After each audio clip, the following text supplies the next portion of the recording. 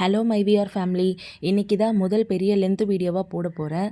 Vlog video. இனிமேட்டுக்கு நிறைய vlog videos வரும், கண்டிப்பாக பாருங்கள்.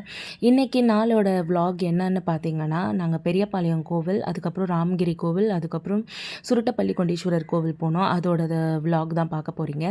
முதல்ல பெரியபாளையம் போயிட்டோம். அங்கே எங்கள் பாப்பாவுக்கு மொட்டை அடிக்கிறதா இருந்தோம். அதனால் மொட்டை அடிச்சுட்டு பொங்கல் வச்சு சாமிக்கு வெளியவே இருந்து படைச்சிட்டோம். ஏன்னா நிறைய கூட்டமாக இருந்தது, எங்களால் உள்ளேயே போக முடியல. செம்ம க்யூவாக நிறைய கூட்டம். அதனால் வீட்டில் இருக்கிறவங்க கிட்ட இன்ஃபார்ம் பண்ணிவிட்டு அவங்க சாரீ செலுத்தணும் சாமிக்கு அப்படின்னு சொன்னதுனால அவங்கக்கிட்ட இன்ஃபார்ம் பண்ணிவிட்டு நாங்கள் வெளியே கிளம்புறோன்னு சொல்லிட்டு கிளம்பிட்டோம். நிறைய கூட்டம். ஏன் இவ்வளோ கூட்டம்னு தெரியவே இல்லை. பெரியபாளையத்தில் இருக்கிறதோட டபுள் மடங்கு கூட்டமாக இருந்தது. சண்டேன்றதுனாலையா இல்லை நவராத்திரி அப்படின்ற இந்த ஸ்பெஷல் டேவா என்னன்னு தெரியல, ஸ்பெஷல் க்யூலேயே அவ்வளோ கூட்டம் இருந்தது. பொது தரிசனம்லாம் நிற்கவே முடியல, அவ்வளோ இதுவாக இருந்தது. செம்ம வெயில் வேறு, சுத்தமாக முடியல. போகிற வழியிலேயே ரொம்ப தலை வலிக்குதுன்னு 2 பேரும் டீ வாங்கி குடித்தாச்சு. அதுக்கப்புறம் போகிற வழியெல்லாம் பார்த்திங்கன்னா இவ்வளோ அழகாக இருந்தது. சூப்பராக இருக்குல்ல. இது எல்லாமே நல்லா பார்த்துட்டே போனோம். அங்கே தெரியுது பார்த்திங்களா மலை, அந்த மலையில் இருக்கிற கோவிலுக்கு தான் நம்ம இப்போ போகிறோம். எங்கள் கூட சேர்ந்து நீங்களும் ட்ராவல் பண்ணுங்கள். இந்த கோவில் செம்ம சூப்பராக இருக்கும். நான் 5 வருஷமாக போயிட்டுருக்கேன் இந்த கோவிலுக்கு. இந்த கோவிலோட ஸ்பெஷாலிட்டி என்ன பார்த்திங்கன்னா, நந்தி தீர்த்தம் தான்.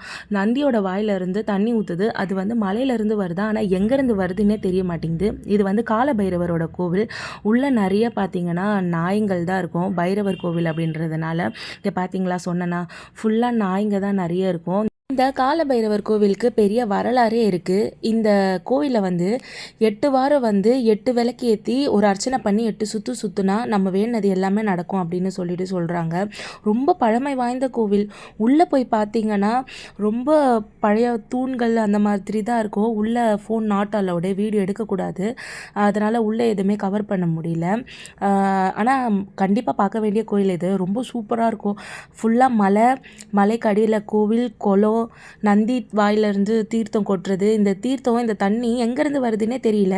இங்கே இருக்கிற ஊர் மக்களுக்கு எல்லாருக்கும் இதுதான் குடி தண்ணியாக பயன்படுத்துகிறாங்க. வந்து கேன்லலாம் பிடிச்சிட்டு போகிறாங்க.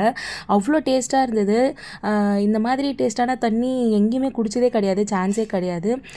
அவ்வளோ க்ளீனாக நீட்டாக இருந்தது. இப்போ நாங்கள் முதலப்போ போகிறப்பெல்லாம் வந்து குளத்துல வந்து தண்ணி ஆழமாக இருக்கும், உள்ளே இறங்கி குளிப்பாங்க. ஆனால் சமீபத்தில் யாரோ ஒருத்தர் குழந்தை ஏதோ உள்ளே விழுந்து இறந்து போயிடுச்சா, அதனால் ஃபுல்லாக மண் போட்டு க்ளோஸ் பண்ணிட்டாங்க. தேவையான அளவு நிற்கிற அளவுக்கு தான் தண்ணி தேங்கியிருக்கு. பக்கத்துலேயே வந்து ஒரு கோவில் ஒன்று ரொம்ப பாழடைஞ்ச நிலையில் இருக்கும். அது உள்ளே பார்த்தீங்கன்னா ஒரு லிங்கம் தெரிய வரும். ரொம்ப இருட்டாக இருக்கும். ஆனால் உள்ளே போயிட்டு பார்த்தோன்னா கொஞ்ச நேரத்துக்கு கண்ணுக்கே தெரிய மாட்டாங்க. அந்த வெளிச்சத்துலேருந்து உள்ளே போய் பார்க்குறப்போ கொஞ்ச நேரம் நல்லா உத்து பார்த்தோன்னா உள்ளே ஒரு பெரிய லிங்கம் இருக்கும். பார்த்தீங்களா, மலைக்கு கீழே கோயில். இவ்வளோ அழகான கோவிலில் செம்ம சூப்பராக இருந்தது. பார்த்துட்டு நாங்கள் அங்கேருந்து கிளம்பிட்டோம். வர வழியில் வந்து செம்ம பசி. ஆந்திராவுக்கு போயிட்டு போண்டா சாப்பிட்லன்னா எப்படி, அந்த கார சட்னி கூட அவ்வளோ சூப்பராக இருந்தது. அந்த கார சட்னி கூட பத்தாம காரமாக மிளகா பஜ்ஜியும் ஒரு பிளேட்டு வாங்கி சாப்பிட்டோம். சாப்பிட்டு அங்கேருந்து கிளம்பிட்டோம். நெக்ஸ்ட்டு வந்து சுருட்டப்பள்ளி கொண்டீஸ்வரர் கோவிலுக்கு போனோம். வர வழியிலேயே தான் அந்த கோவில் இருக்குது. எப்போவுமே போகிற கோவில் தான் இந்த கோவில். நான் 7 வருஷமாக போயிட்டுருக்கேன். ரொம்ப பாசிட்டிவ் வைப்பாக இருக்கும்.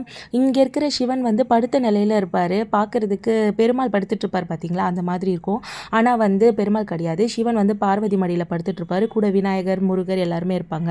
அப்புறம் நந்தியை போய் வணங்கிட்டு வீட்டுக்கு கிளம்பிட்டோம். வரும்போது ப்ளூடூத்தில் பாட்டு கேட்டுகிட்டு வந்தோம். இந்த மாதிரி விலாகை பார்க்கணுன்னா என்னோட சேனலை சப்ஸ்கிரைப் பண்ணுங்கள். பாய்.